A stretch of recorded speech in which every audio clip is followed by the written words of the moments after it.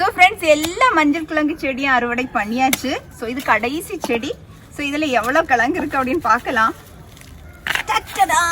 பாருங்க. ஸோ இது heavy harvest தான், நிறைய இருக்குது. இந்த மண் எல்லாம் இனி கழுவி இதை சுத்தப்படுத்தணும். இனி அதுதான் செய்ய போகிறோம். ஸோ வாங்க, இனி இந்த கிழங்கு எல்லாம் சுத்தப்படுத்துறேன்.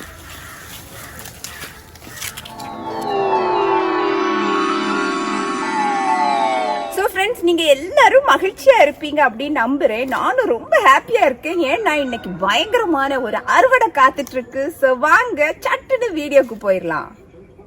ஸோ ஃப்ரெண்ட்ஸ், நார்மலா நம்ம கடைகள்ல இருந்து தான் மஞ்சள் பொடி சமையலுக்கு வாங்குவோம். ஸோ கடைகள்ல இருந்து வாங்குற மஞ்சள் பொடி அப்படியே நீங்க பாத்தீங்கன்னா கலர் அப்படி மஞ்சளா ஒரு மாதிரி விளறிட்டு இருக்கும். ஸோ அதில் நிறைய ரசாயன பொருட்கள் கலந்துட்டு இருப்பாங்க. அதே மாதிரி இந்த மஞ்சளில் ரொம்ப இம்பார்ட்டண்ட்டாக குர்குமின் அப்படின்னு ஒரு வேதிப்பொருள் உண்டு. ஸோ அதையெல்லாம் அவங்க எடுத்துட்டு தான் அந்த பொடியை பேக் பண்ணுவாங்க. குர்குமினை அவங்க தனியாக எக்ஸ்ட்ராக்ட் பண்ணி வேற யூசஸ்க்காக வந்து அதை யூஸ் பண்ணுவாங்க. ஸோ நமக்கு அந்த சக்கை தான் கிடைக்கும் மோஸ்ட்லி, அதில் கெமிக்கலும் கலந்துருக்கும். ஸோ அதனால இந்த வீட்டில் இந்த மாதிரி மஞ்சள் நம்ம பயிரிடும் போது மஞ்சள் வந்து ஆர்கானிக்காக எந்த வேதிப்பொருள் கலவே இல்லாமல் ரொம்ப யூஸ்ஃபுல்லாக இருக்கும். ஸோ ஃப்ரெண்ட்ஸ், கேன்சருக்கு கூட மஞ்சள் வந்து ரொம்ப யூஸ் ஆகுது. கேன்சருக்கு மஞ்சள் அருமருந்து. ஸோ நம்ம வந்து நார்மலி மஞ்சள் பொடி போடாமல் நம்ம சமையல் பண்ணுறதே கிடையாது. ஸோ அந்த மஞ்சள் பொடி கலப்படமற்றதாக இருக்கணும்னா கட்டாயமாக நீங்கள் இது மாதிரி வீட்டில் பிளான் பண்ணி எடுக்கணும்.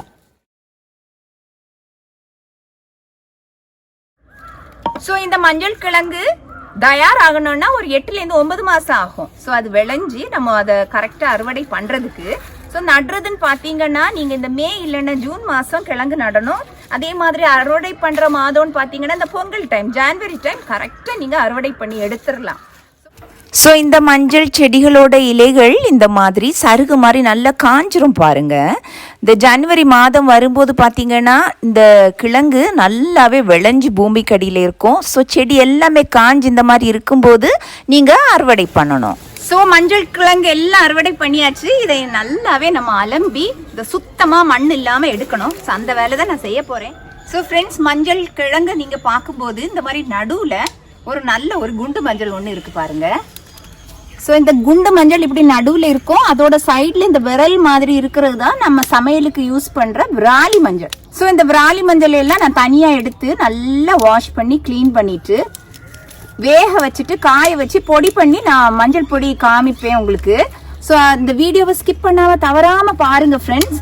நல்ல டீட்டெயில் இன்ஃபர்மேஷன் இந்த வீடியோவில் உங்களுக்கு கிடைக்கும். நீங்களும் வீட்டில் இந்த மாதிரி மஞ்சள் பொடி வீட்டிலே தயார் பண்ண முடியும். இந்த மஞ்சளை வந்து நம்ம நீட்டாக அழகாக க்ளீன் பண்ணி எடுத்துருக்கோம். ஒரு 8-9 கிலோ இருக்குன்னு நினைக்கிறேன்.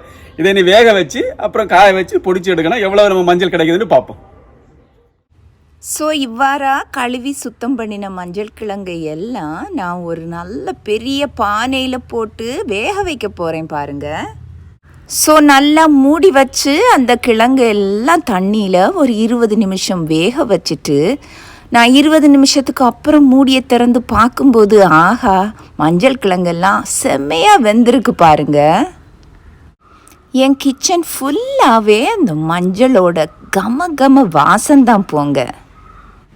ஸோ கிழங்கு நல்லா ஆறின உடனே அதை குட்டி குட்டி பீசஸாக கட் பண்ணி நல்ல வெயிலில் 3 நாள் நல்லா காய வச்சுட்டேன் பாருங்கள். நீங்கள் இப்போ கிழங்க பார்க்கும்போது சருகு மாதிரி நல்லா காஞ்சிருக்கு பார்த்தீங்களா? ஸோ இனிமே என்ன மிக்சியில் போட்டு நல்லா பொடி பண்ணி எடுக்க வேண்டியது தான். முதல்ல ஒரு 10 வாட்டி பல்ஸ் பண்ணிவிட்டு அப்புறம் நல்லா பொடி பண்ணி எடுத்து வச்சுருங்க. அதை ஒரு சல்லடையில் போட்டு சல்லடை பண்ணி எடுத்துட்டிங்கன்னா ரொம்ப சுவையான சத்தான எந்த கெமிக்கல் கலவையும் இல்லாத ஆர்கானிக்கான மஞ்சள் பொடி நமது சமையலுக்கு தயார். ஸோ இந்த மஞ்சள் பொடியை நம்ம சமையலுக்கு உணவோடு சேர்த்து அன்றாடம் யூஸ் பண்ணும்போது எவ்வளோ நன்மைகள் இல்லையா? இந்த மஞ்சள் பொடி கேன்சருக்கு அருமருந்து. அதே மாதிரி புண்கள் ஆற இது ரொம்ப ஹெல்ப் பண்ணுது. தோல் நோய்களை வந்து தீர்க்க இது ஹெல்ப் பண்ணுது. அஜீரண கோளாறுகளை மாற்றுது.